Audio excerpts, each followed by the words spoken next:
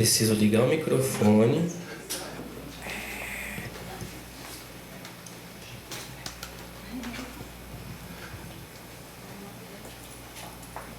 E ficar dentro do ângulo da câmera. Aqui tá bom? Tá certo? Não bastava dar uma palestra, né, para 100 professores, uma coisa que eu nunca fiz na vida. Não bastava isso. Sendo filmado, né? Podendo virar meme, correndo esse risco.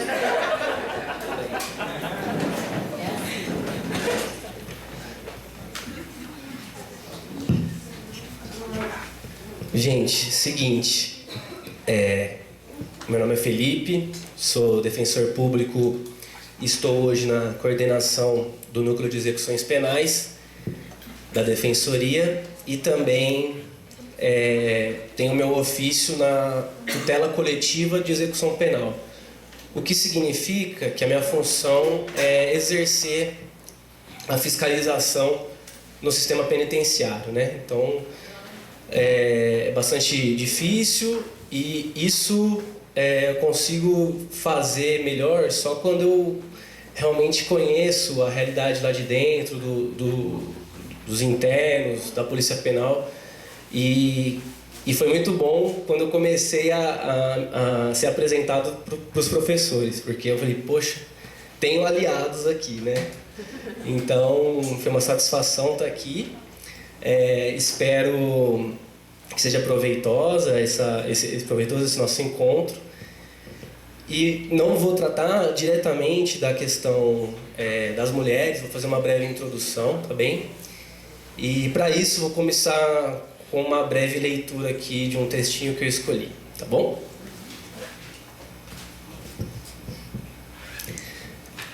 Capim sabe ler, escrever. Já viu o cachorro letrado, científico? Já viu o juízo de valor? Em que? Não quero aprender, dispenso. Deixa pra gente que é moço, gente que tem vontade ainda de doutorar, de falar bonito, de salvar a vida de pobre. O pobre só precisa ser pobre. E mais nada precisa. Deixa eu aqui no meu canto, na boca do fogão é que fico. Tô bem. Já viu fogo ir atrás de sílaba? O governo me deu dinheiro da feira. O dente, o presidente. E o vale doce, e o vale linguiça. Quero ser bem ignorante. Aprender com o vento. Tá me entendendo? Demente como um mosquito, na bosta ali, da cabrita. Que ninguém respeita mais a bosta do que eu. A química. Tem coisa mais bonita? A geografia do rio mesmo seco, mesmo esculhambado. O risco da poeira, o pó da água, hein? O que eu vou fazer com essa cartilha? Número? Só para o prefeito dizer que valeu a pena o esforço? Tem mais esforço? Tem esforço, mais esforço que o meu esforço? Todo dia, há tanto tempo, nesse esquecimento, acordando com o sol. Tem melhor beabá? A soletrar se a chuva vem, se não vem. Morrer, já sei. Comer também. De vez em quando ir atrás de preá, caroá, roer osso de tatu. Adivinhar quando a coceira é só uma coceira, não uma doença. Tenha santa paciência. Será que eu preciso mesmo garranchear meu nome, desenhar só para a mocinha aí ficar contente? Dona professora, que valia tem meu nome numa folha de papel? Me diga honestamente. Coisa mais sem vida é um nome assim, sem gente. Quem está atrás do nome não conta? No papel, sou menos ninguém do que aqui, no Vale do Jequitinhonha. Pelo menos aqui, todo mundo me conhece. Grita, apelida, me chama pelo nome. Totonha. Quase não mudo de roupa, quase não mudo de lugar, sempre sou a mesma pessoa que voa. Para mim, a melhor sabedoria é olhar na cara da pessoa, no focinho de quem for. Não tenho medo de linguagem superior. Deus que me ensinou. Só quero que me deixem sozinha. Eu e a minha língua, sim, que só passarinho entende. Entende? Não preciso ler, moça. A mocinha que aprenda. O prefeito que aprenda, o doutor. O presidente é que precisa saber ler o que assinou. Eu é que não vou baixar minha cabeça para escrever. Ah, não vou.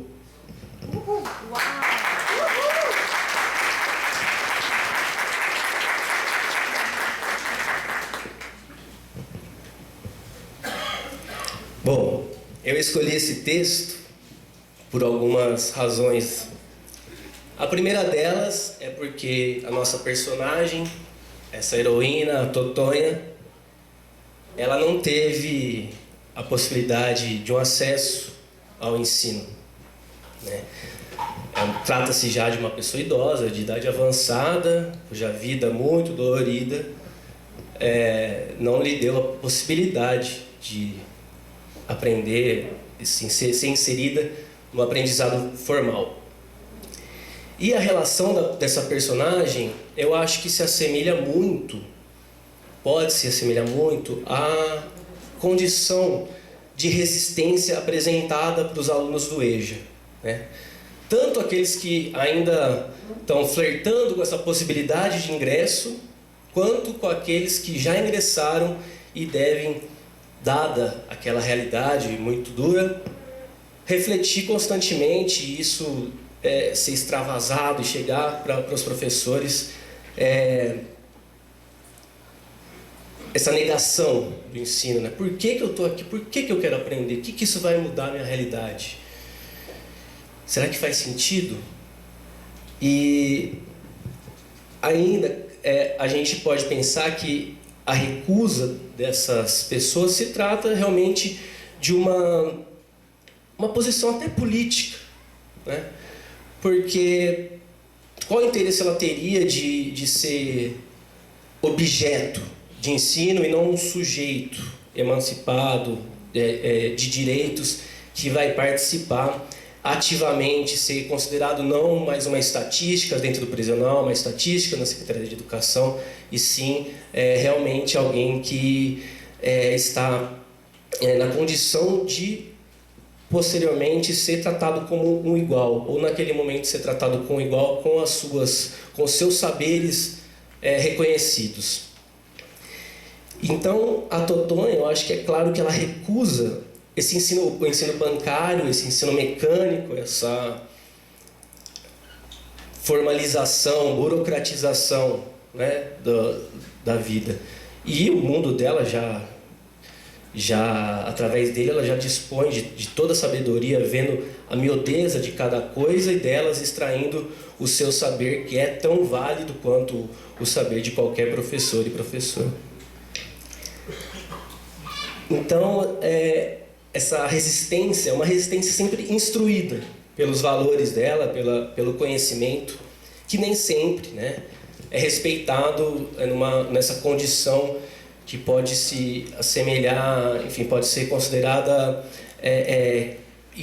com alguma hierarquia entre as partes, né, e não uma relação horizontal como se deve ser. E como o próprio Marcelino Freire aponta, e a personagem, o texto é do Marcelino Freire e a personagem é inspirada na tia dele, né? Trata-se de uma heroína paulo-freiriana, embora não saiba disso. Isso porque, caso ela conhecesse a metodologia e reconhecesse essa finalidade emancipadora do ensino e que a proposta pedagógica seria capaz de apresentar cada letra, né, cada sílaba, através do seu mundo, aquele método tijolo, né, através da cabrita que você conhece, vamos soletrar, então vamos partir dessa. Qual é a sua realidade? Vamos partir dela para te ensinar. Imagino, se ainda dentro desse método, que eu acho que muitos devem frequentar, como no sistema prisional você vai ensinar partindo daquela realidade. Porque certamente eles têm um saber de uma ordem social que muitas vezes foi lhe imposta e é paralela a qualquer determinação jurídica do Estado e paralela muitas vezes também a própria o pacto social, né? O pacto social. Então, como partir daquela realidade, né? E como partir daquela realidade da cela que ele está preso, tem com mais 40 pessoas, 20 pessoas. Ontem eu ouvi que no CIR, por exemplo, as celas mais superlotadas chegam a ter 38 pessoas. Como você consegue tirar aquela raiva, né, aquele ódio daquela vida sofrida que ele está sentindo aí na pele, que ele acabou de sair brigando com alguém na cela, ou ele acabou de sair da visita e soube de alguma notícia e chega angustiado já na sala de aula.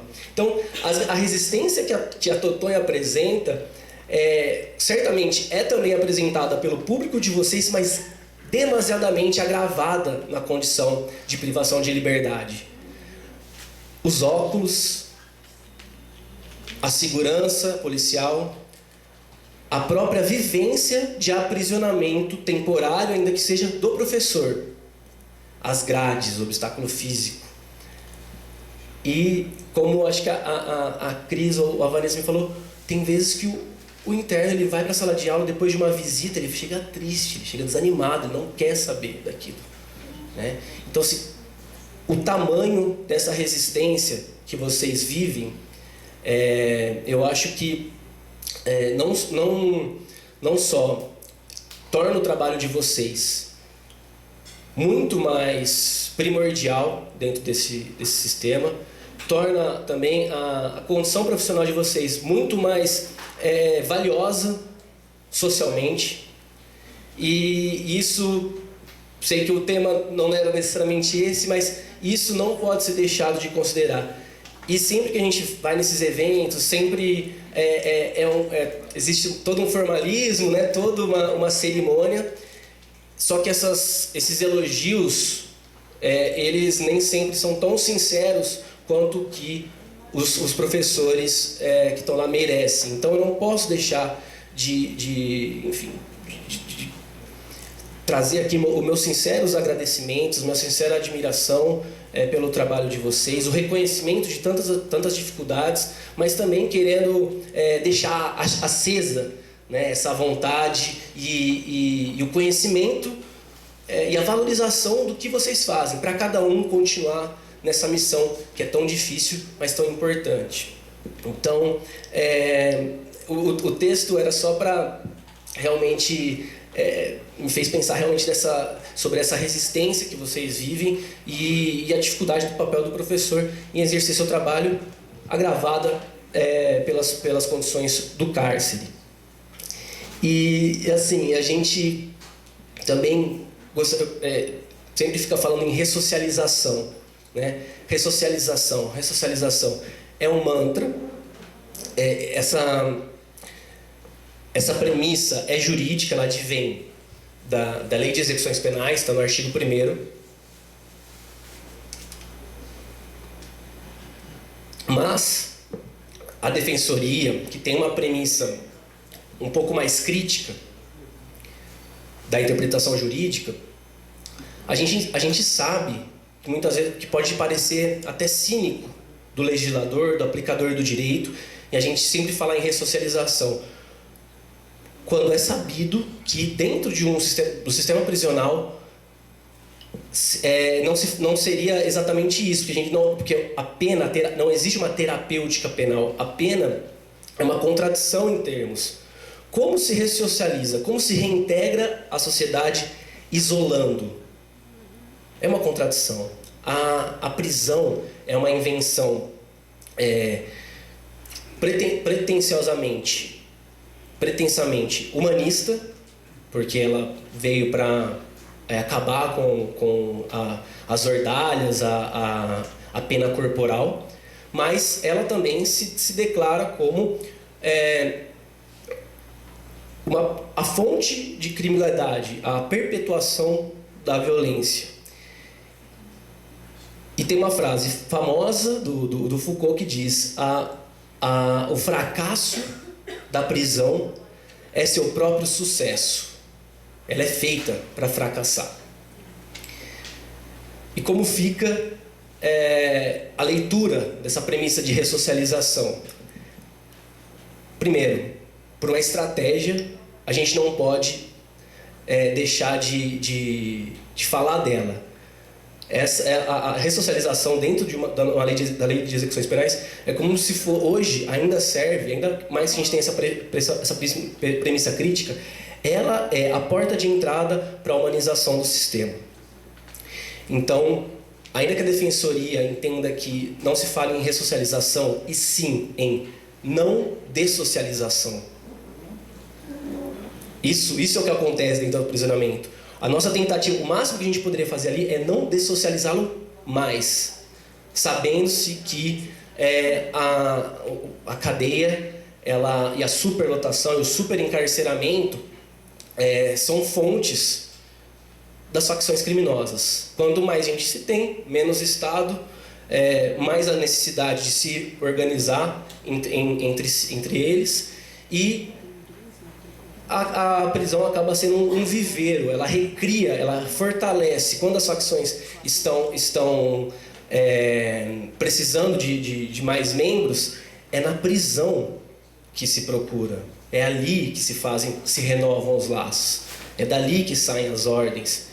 Enfim, então a gente não pode falar que ali ingressando no sistema prisional vai haver uma passagem, todo um processo de reintegração social ressocializador. Não. A ideia, o que de fato acontece é, ao máximo, não dessocializar esse sujeito.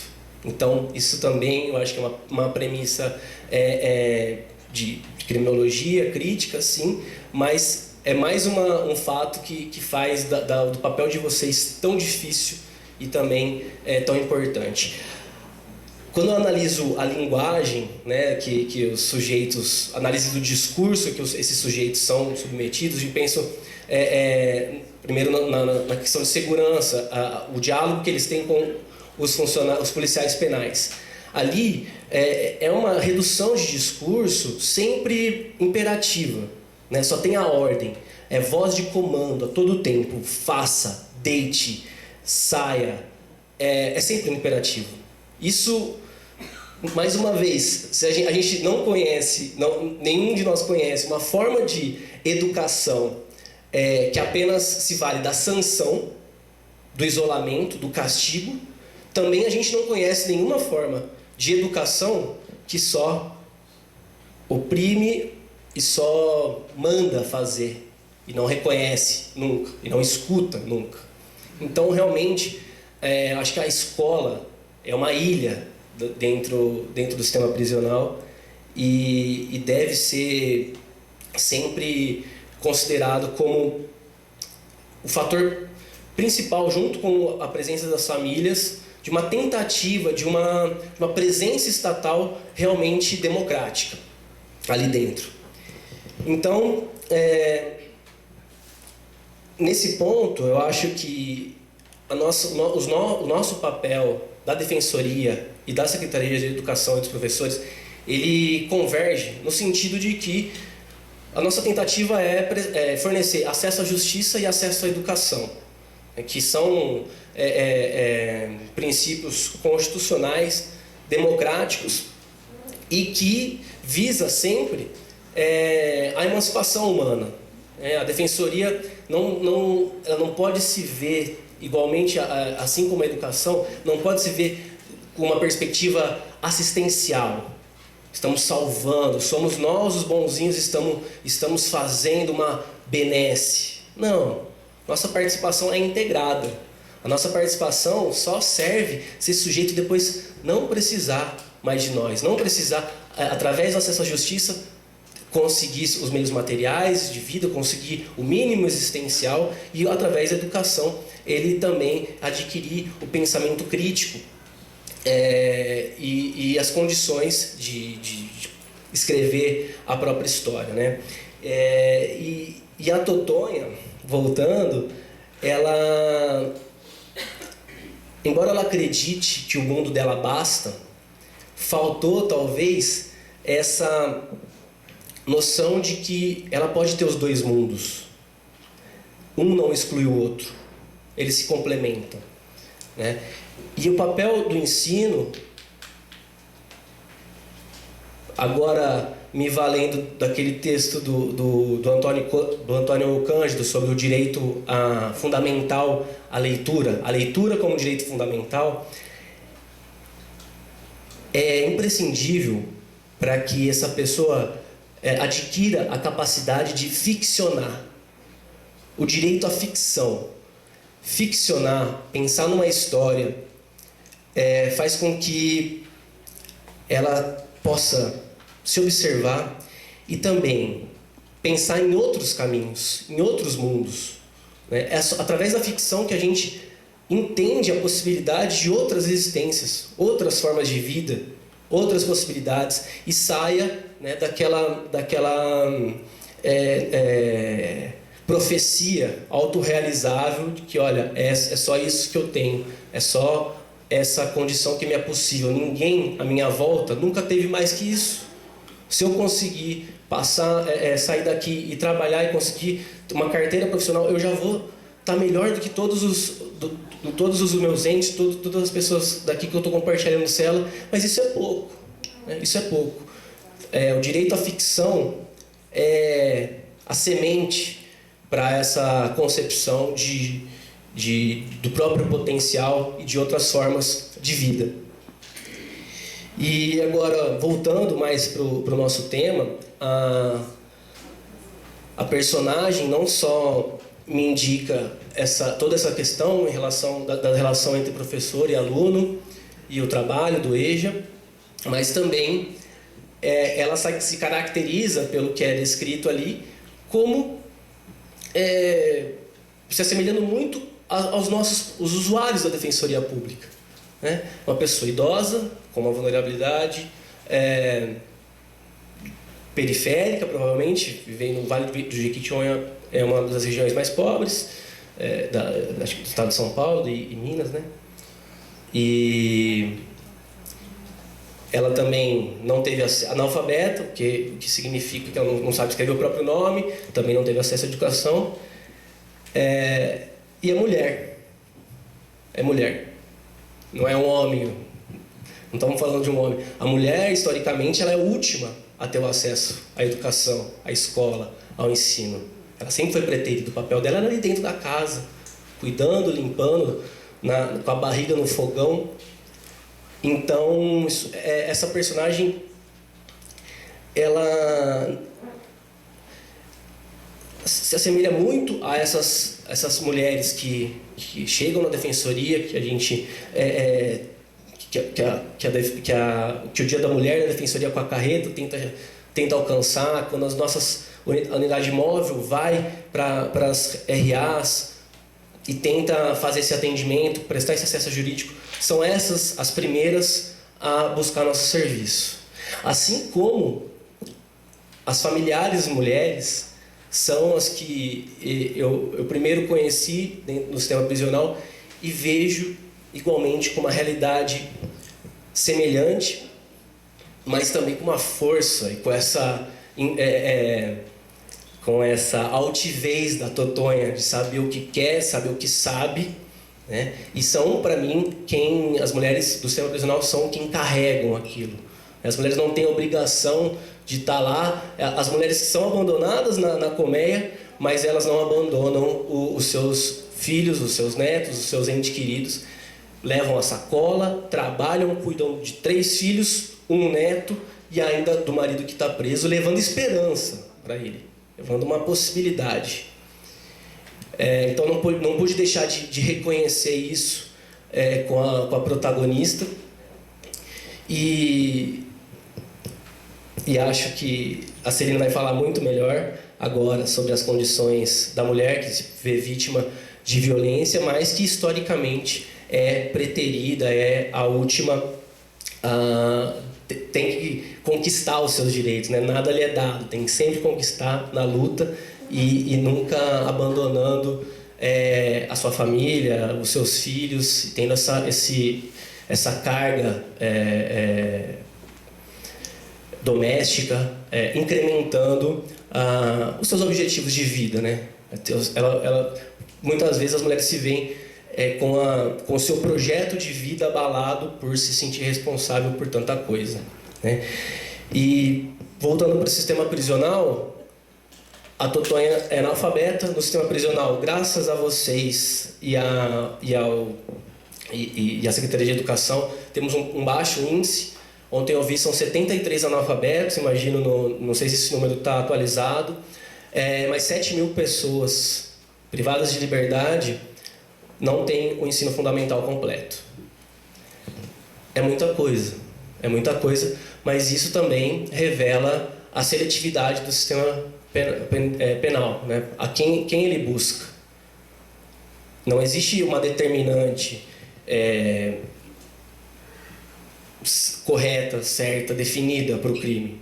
O crime ele pode acontecer por uma série de fatores, mas quando a gente se depara com os dados, são as pessoas pardas. 68% do sistema prisional são pessoas pardas, são pessoas sem o estudo formal completo, são pessoas sem carteira assinada e hoje em dia também, embora se fale em impunidade, e aqui eu vou deixar até um questionamento, o sistema penitenciário, na porta de entrada, apresenta 38% dos casos, ou seja, a maioria dos casos hoje de prisão, que geram prisões preventivas, que faz a pessoa passar por uma audiência de custódia, 38% dos casos são por conta de violência doméstica. Isso significa duas coisas. A primeira é que o machismo estrutural, a violência contra a mulher é algo que, de fato, acontece na sociedade, né? Não tem como. Se hoje é o maior índice de aprisionamento, certamente é porque isso revela uma semelhança com a realidade, com a cultura. Por outro lado, também faz a gente desmistificar essa questão da impunidade.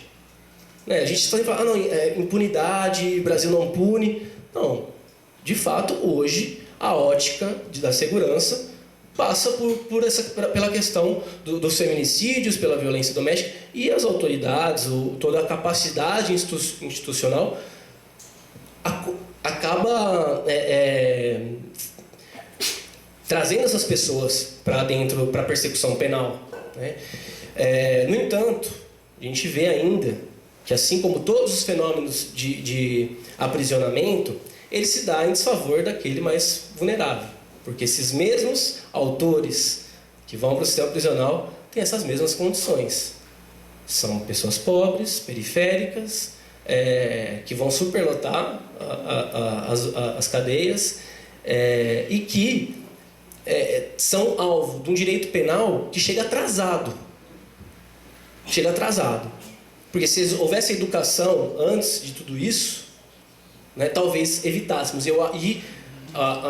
Enfim, o que eu acredito, o formato que eu acredito de enfrentamento à violência contra a mulher passa muito mais pela educação em direitos do que pelo aprisionamento, né?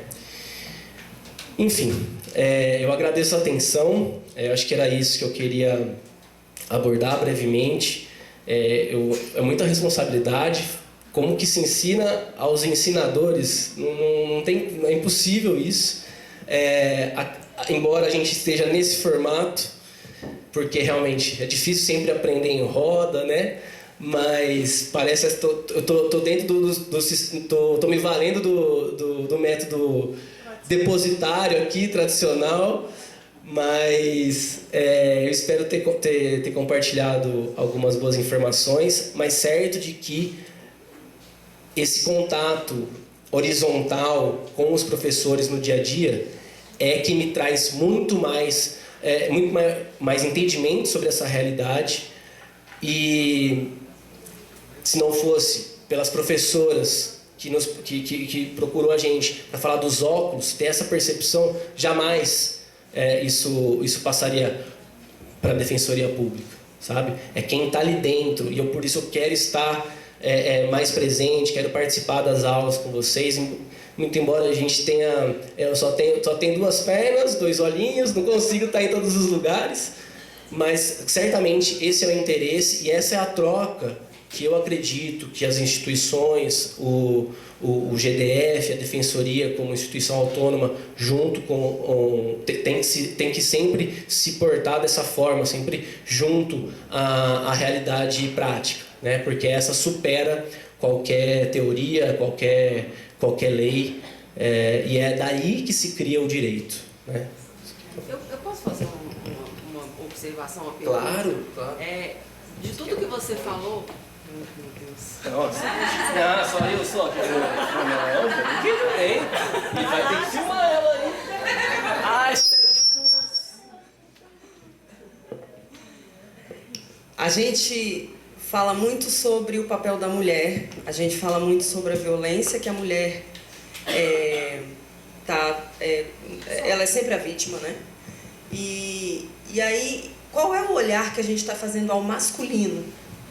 Porque a gente está enxugando gelo o tempo todo, gente. A gente tem que olhar para esse masculino e ver o que tem de errado com ele, para a gente sanar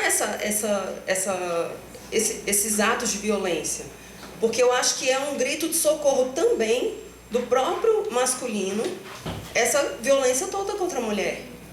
Porque a mulher tem um apoio hoje, assim, não sou uma estudiosa do feminino, né, de tudo isso, mas a gente vê que a mulher está tendo um apoio, está sendo falado sobre isso o tempo todo, né, tem políticas públicas para isso, e o masculino está esquecido. Ele está sempre sendo o punido, ele está sempre sendo o apontado, ele está sempre sendo criticado. Eu não estou defendendo o homem aqui, eu não estou defendendo o masculino, mas eu estou tentando trazer uma ideia de que a gente precisa discutir por que esse masculino está tão violento, por que ele está se expressando dessa forma, né? Então a gente tem que olhar para isso, tem que cuidar desse masculino também. E eu acho que dentro do sistema penitenciário é isso, a gente também acolher esse masculino, a gente perguntar para esse masculino o que é que está faltando, o que é que precisa, né, ser olhado ali, ser cuidado, porque eles também estão machucados de alguma forma. A gente vê pelas terapias, eu passei por vários processos terapêuticos e a gente ouve muito falar que esse masculino também é muito cobrado, que tem muita responsabilidade para cima e eles têm muita limitação de falar sobre os seus sentimentos, sobre os seus processos emotivos, aí, enfim. Então fica guardando isso e chega uma hora que explode. A gente precisa ter uma válvula de escape. A mulher tem a dança, tem as artes, tem, né, tem outras mulheres para apoiar. E o masculino? Nem o próprio masculino consegue se acolher. Fica nesse medo. Eu já conversei com os meninos dentro da sala de aula em relação a isso. Tipo, gente, a gente precisa se acolher, né? O teatro tem muito disso. A gente precisa se conhecer, a gente precisa ter confiança um no outro, porque nós todos vamos trabalhar para que o espetáculo aconteça. E isso é dentro da sociedade também. Então a gente tem que apoiar o masculino, apoiar a nossa família, sejam mulheres, filhas, filhos, né? A gente não tem que limitar. A gente já é muito limitado pelo poder, né? Pela sociedade, enfim. Então a gente tem que começar a olhar para isso. Senão a gente vai ficar o resto da vida enxugando gelo, e as mulheres vão continuar sendo mortas, sendo violentadas, né? Então eu queria colocar... Eu não sei se a Defensoria faz algum trabalho em relação a isso. Eu acho que eu já ouvi falar que existe já um iniciozinho de um trabalho com os homens que cometeram crimes contra as mulheres, para que eles reflitam sobre essa questão, né? Mas a gente também precisa começar a ajudar, né? Tá bom, obrigada, gente. Obrigado. Sim, só comentando, eu acho que realmente existe a falta de ensino, o próprio machismo ali ocasiona um processo de embrutecimento, né? As pessoas embrutecem. E eu acho que a violência ela é sempre uma consequência de uma falta de entendimento sobre si e de como se expressar. Não se sabe, não se tem outro mecanismo a não ser a violência, né? A agressão, porque há uma dificuldade pela falta de autoconhecimento, pela falta de ensino, da pessoa se expressar. Não consegue, né? Deixa chegar nesse último ato mais gravoso. E sobre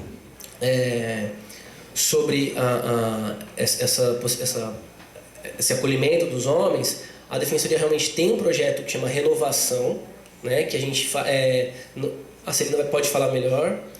São grupos reflexivos e segunda-feira eu vou ter uma reunião com a doutora Leila, eu vou com a Roberta, que é nossa chefe do psicossocial, e o nosso interesse é replicar esse projeto Renovação que acontece fora, né, dos muros da Papuda, e colocá-lo lá dentro para a gente iniciar esse trabalho com os homens também. São grupos reflexivos e que temos, pelo menos fora, a gente tem boas consequências, sabe? A gente vê que realmente os homens saem de lá, entram inconformados com aquilo.